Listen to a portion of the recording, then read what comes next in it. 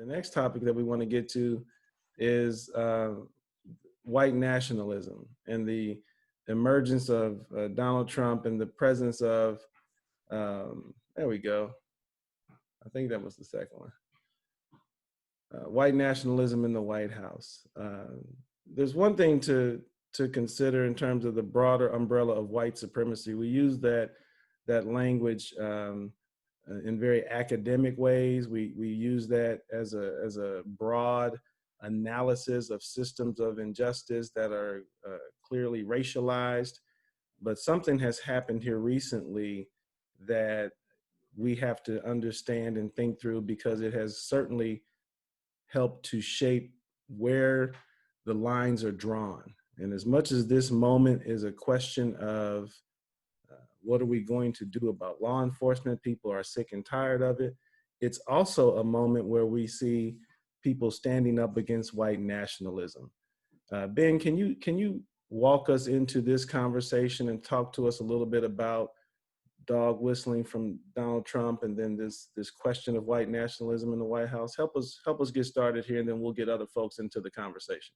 Yeah, certainly. So what we have here in this photo is taken last night at the Lincoln Memorial, and you see unidentified police or military units without any discernible patches identifying who they serve with or belong to, blocking protesters' entry into the Lincoln Memorial. And if you, as I'm sure most of the people listening have paid attention, you often see Trump using not only his live speeches, but his Twitter as a way to invoke violence or dog whistle to the base of his party, which is often rather extreme. I'll put it that way. There are so many to choose from that I didn't know where to start, but what I wanted to start with stuff that we're really seeing blossoming now. So I want to go back to April 5th of this year.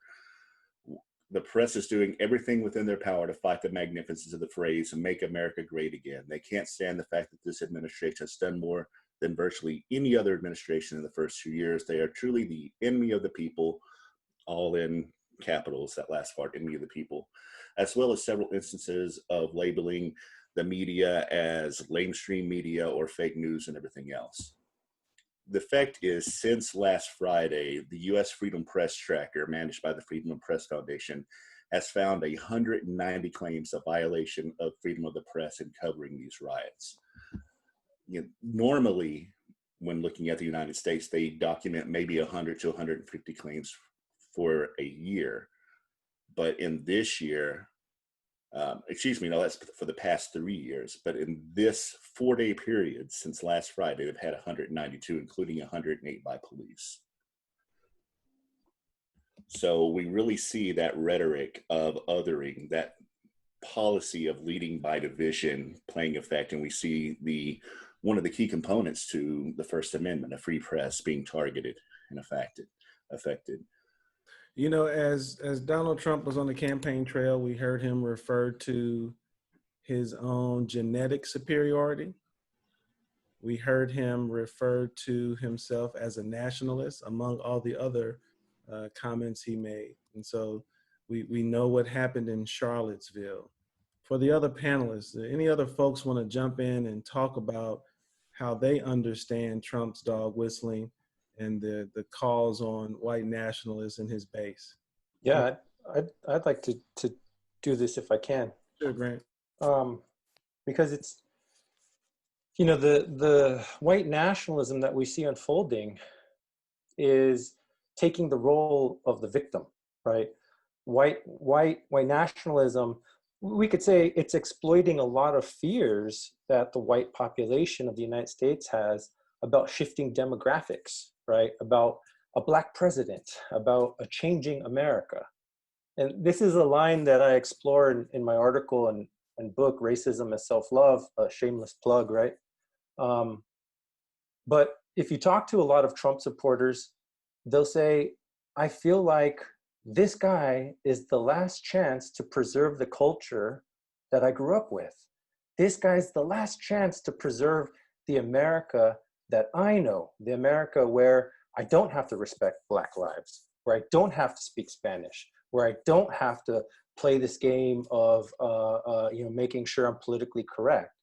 And so what Trump's doing is really making, you know, making America great again, is in a sense trying to hold on to the steering wheel, right? It's trying to keep white America in the driver's position here. And that speaks to his base left and right. And it doesn't take the language, it doesn't use the language or the rhetoric of hatred.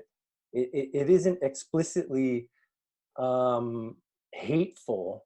And so it's kind of an updated version of racism that we're witnessing here, where it's savvy. It knows not to use those old tropes about superiority or domination or hate. Instead, it uses this language of victimhood. It uses this language of self-preservation. And last point, you could see this unfold at the micro level with police officers who, a mantra a lot of law enforcement agents say before they go out on their watch or shift is, whatever happens today, I'm coming home, right? I'm coming back from this. A lot of law enforcement agents say this before they go out on their patrol. So here at both levels, at the interpersonal, the individual, and the political level, you see this effort to preserve the status quo, which again is one of white supremacy. And so that nationalism, we have to be really clear in how we're trying to criticize it. I'd agree with that. And I would also add that, it's a product of, when we specifically talk about policing, another, I think, great set of stats to mention is kind of the demographics of Milwaukee. So Milwaukee, for those who know me, I say this a lot, but Milwaukee is about 65% people of color, more or less. Slowly growing, I believe, last I checked. The police department is, and I don't have the exact number on this, but it's greater than 70% white. And so to what, Grant's point, not only, and then, kind of to add to that, there was a dissolution of the residency requirements for public officials, during the Walker administration. And so basically what you have is a city in a state that's majority white, in a city that's majority black and brown, literally an occupying force made up of people from the suburbs who buy into the ideology that Grant was talking about. One of the things I, like to, Trump is, one of the, I do think he's, and this is my personal view, not for our future anyone else, or anyone on this call necessarily, but my personal view is Trump is an absolute idiot, but he is an absolute genius at being a bully and being divisive. Like, he knows how to use, negativity and, caustic, words and his just own nature, his bullying nature, to be divisive. And so, and one of the things that he's very capable of doing is kind of dissolving his racism and the rhetoric of nationalism and, popularity. This guy, as we know, used to be a reality star. And so I call it Alka-Seltzer racism. So it's completely disgusting and nasty if you put the tablet in your mouth, but if you dissolve it in some water or some orange juice, it's not so much. And so the usual kind of middle-class white or working-class white revulsion that sometimes happens when it comes to overt racism is dissolved enough where people, to Grant's point, feel comfortable enough expressing it back in those same type of ways. And, it very much is, if we don't do something now, we're going to die out type situation. And it's really a shame. Well, he's also very good at offering phrases that are encoded to like I said, the more extreme of the far right. So when he was touring the Ford plant last week, I think it was, in Michigan, and he said that, the founders came from a very good bloodline, if you believe in that thing, which, Ford was a virulent Semite who, up until the 1940s, was saying that the Second World War was the result of manipulation by Jewish bankers, received the highest civilian honor from Nazi Germany. And Trump has stated over and over again that he believes that that he has great bloodlines and great genes. So there's that component to it. On the 29th of last month, when he released a tweet, "These thugs are dishonoring the memory of George Floyd. I won't let that happen. Any difficulty will assume control. But when the looting starts, the shooting starts." Not only is he using the incredibly racially encoded term thugs, but he's borrowing a direct quote from Miami Police Chief Walter Headley from 1967 that was targeting, African-American uprising. So he's placed this game very well of signaling to his base, but doing it so at either on Twitter where he can then walk it back, or claiming, "Oh, well, I just said that, but I didn't know. I just heard that before." It just means that you're protecting your property and things of that nature. And I think in part with Ben's point to the Twitter use, you cannot underestimate the digital realm and the sort of rise of this rhetoric. So what Grant and both Ben are discussing is the great replacement theory, which then becomes a way to talk about maintaining white status quo without immediately identifying yourself as a eugenicist. Right. And then that digital area becomes the way, when we think about alt-right use of digital spaces, incredibly referential. So it seems innocuous unless you know what the reference is. And my favorite example to talk about this is Pepe the Frog, which is often called the sad frog meme, which I have dropped in the chat an article about it, where the reference itself and most of the uses of this particular image are completely innocuous. It is a sad frog who is sad and is often memified in that way. But to white supremacists, it's a way to identify, if you change certain things about the frog, that another person adheres to these things. And that's shared in boards like 4chan. They have a politically incorrect poll board, I think is what it is, in Reddit, in certain spaces, on 8chan, because it was established that 4chan was too liberal. Now there's another version of it. So like the spaces on the internet where people can create this shared culture cannot be underestimated. It's like QAnon and the red pill phenomenon too, where they're taking the imagery from the Matrix, and going, "Oh, you've been red pilled," which means that you are now have been awakened to the truth behind the conspiracies attempting to stop Trump, the deep state, Soros, and just all kinds of really, that it can appear innocent if it's just a red pill, but the many layers of meaning behind it, to the, for lack of a better term, faithful, is really there. Let me pull you all back just a bit, and this is why Lisa is also a doctoral student, and so for the attendees, you see what we mean. You all just dropped those bars so quickly, I'm not sure I even followed you. So you all are telling us about how white nationalism, how white nationalists are organizing in the digital space. Is that what you're talking about right now? Well, I think kind of. So we're talking about the particular kind of racism and white nationalism that we see coming out of the White House and the Trump administration. Okay. And we're talking about, if you read Machiavelli's book, The Prince, he makes this one point where he says, look, an effective prince, an effective ruler needs presence. They need to be available. They need to be immediately in your life, right? Where they can keep their hands, in a sense, on the steering wheel, where they have control.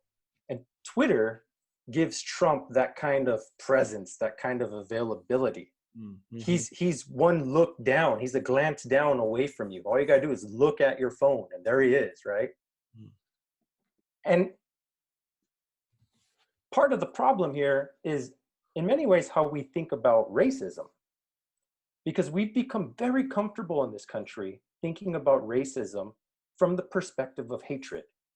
that's how we've been taught to see racism. And here I really want to touch base with the teachers in the audience here, because we continue to talk about racism from the perspective of hatred, and it's an easy target. It's low-hanging fruit, because for many people, all you have to do is give up hatred and you're not racist anymore. And Trump exploits this, because what he does, he says, look, I don't have a hate-filled bone in my body. What I'm concerned with is the shifting demographics of this country. What I'm concerned with is our economy, workers, particularly a subset of our employment base. What I'm concerned about is law and order. And so he can offer all of these dog whistles, all of these tropes that resonate with a rather racist audience, right? In ways that we really haven't seen before.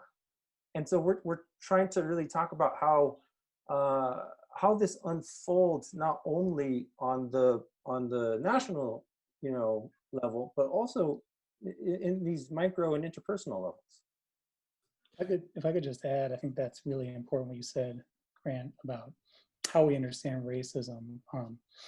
This is Will here, by the way.